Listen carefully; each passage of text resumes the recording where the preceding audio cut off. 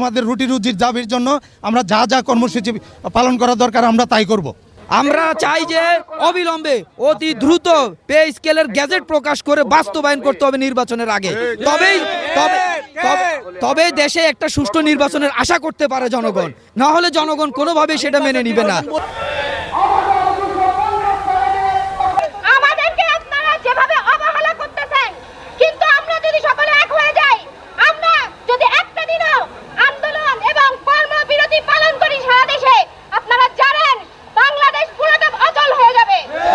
সর্বশেষ আমাদেরকে 2015 সালে পে কমিশন দেওয়া হয়েছিল।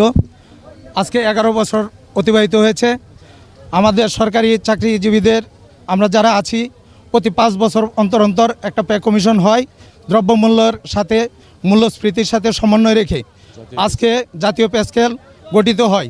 কিন্তু দুঃখের বিষয় গত 11 বছর আমাদের দ্রব্যমূল্য উচ্চগতি হয়েছে, মূল্যস্ফীতি লাগামহীনভাবে বেড়েছে, কিন্তু তারপরেও আমাদের বেতন বৃদ্ধি করা হয় নাই।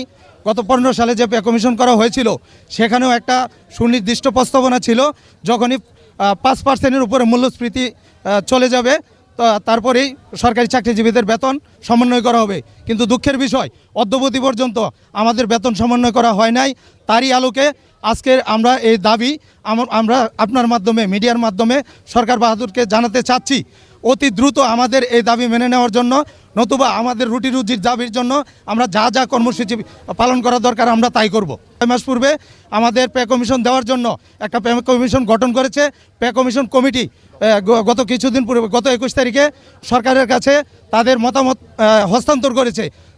তারপরেও সরকার, আমরা আশায় ছিলাম যে অতি দ্রুতই আমাদের এই মতামতের প্রেক্ষিতে আমাদের পে কমিশন বাস্তবায়ন করবে।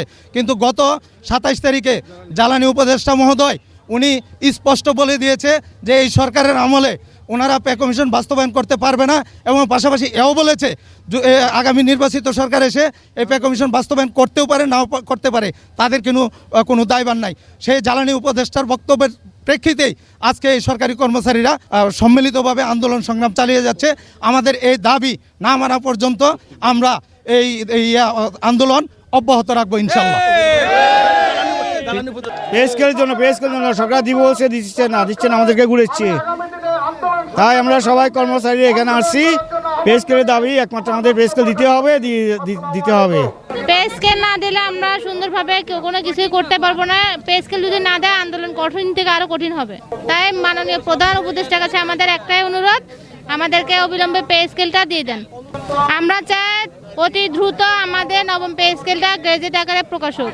সরকার একটা পে স্কেল কমিশন গঠন করছিল, কিন্তু আমাদের পে স্কেলটা উনি বাস্তবায়ন না করে এখন অর্থ উপদেষ্টা বলতেছে আমাদের পে স্কেল এই যে অন্তর্বর্তীকালীন সরকার আছে ওনারা দিতে পারবে না, পরবর্তী নির্বাচিত সরকার দিবে। তাহলে ওনাদের কমিশন গঠন করার প্রয়োজন কি ছিল যদি দিতেই না পারে? আমরা দাঁড়িয়েছি আমাদের আজকে নবম পে স্কেল বাস্তবায়নের দাবিতে। যতক্ষণ না পর্যন্ত পে স্কেল বাস্তবায়ন হবে ততক্ষণ পর্যন্ত আমাদের কঠোর আন্দোলন চলতেই থাকবে। আমাদের সরকার এবং প্রধান উপদেষ্টা, অন্তর্বর্তীকালীন সরকার উপদেষ্টা মণ্ডলীরা একটা খসড়া রেডি করছেন। 6 মাস সময় লাগিয়ে দফায় দফায় মিটিং করে একটা পে স্কেলের খসড়া রেডি করেছেন, যা বাস্তবায়ন করার লক্ষ্য ছিল। কিন্তু হঠাৎ করেই জ্বালানি উপদেষ্টা ফয়জুল করিমের বক্তব্যে আমরা নিরুষ হয়ে গেলাম, আমরা হতাশ হয়ে গেলাম। তিনি ডাইরেক্ট বলে দিলেন যে এই সরকারের অধীনে পে স্কেল দেওয়া সম্ভব না, জাতীয় সরকার, নির্বাচিত সরকারের অধীনে পে স্কেল সম্ভাবনা আছে। তো এই বক্তব্য শুনে আমরা হতাশ হয়ে গেলাম, কারণ আপনি দীর্ঘদিন সময় নিয়েছেন, দফায় দফায় সময় নিয়েছেন পে স্কেল দিবে বলেন। এখন যে তারা পে স্কেল দিবে না বলছে, এখন আমরা মনে করতেছি সামনে একটা জাতীয় নির্বাচন, দেশের মানুষ অপেক্ষা করতেছে সুষ্ঠু একটা নির্বাচন, সুষ্ঠু ভোট। কিন্তু তার আগে যেতে তারা পে স্কেল দেওয়াটা বন্ধ করে দিল। এই যে রাস্তায় জনগণ নেমে গেল, সরকারি কর্মচারীরা নেমে গেল, আদৌ কি সামনে সুষ্ঠু নির্বাচন হবে কিনা তার কোনো আশ্বাসও নাই। এখন এই যে জাতীয় নির্বাচনকে ভণ্ডুল করার প্রক্রিয়া, পরিকল্পনা, এটা কার?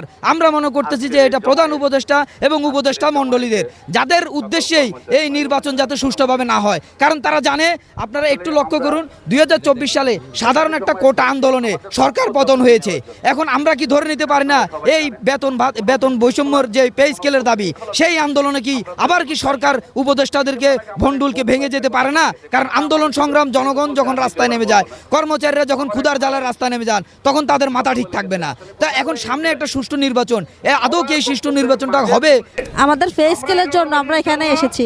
আমাদেরকে পে স্কেল দেওয়ার জন্য একটা আশা দিয়েছে, কমিশন গঠন করেছে। এখন অবশেষে বলতেছে আমাদের পে স্কেল দেওয়া যাবে না। আমাদের যে সামান্য নিম্ন বেতনের কর্মচারী, আমাদের অবশ্যই পে স্কেলটা অনেক প্রয়োজন। আমরা এখানে এসেছি পেটের দায় নিয়ে।